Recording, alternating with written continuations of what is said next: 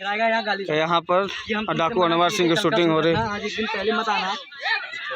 देखो direction team से तो सबके झंड कर दिए हैं जिंदगी खाना पीना। डाकू अनवर सिंह की शूटिंग हो रही है। चुतिया लोग पुलिस वाले भी इसमें कैद हुए हैं, पकड़े गए हैं, लौड़े लगा दिए हैं पुलिस वाले को भी।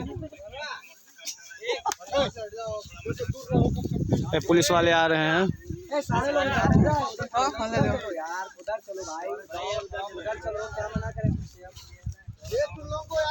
भीड़ लगा दो, चढ़ा दो। क्या करेंगे ऐसे फालतू में खिलाए पिलाए करोगे तो क्या करेंगे।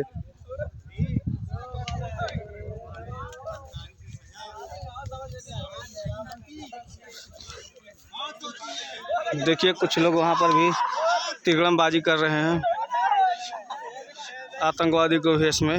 आतंकवादी मतलब ये सब छमिया छल्लो सब।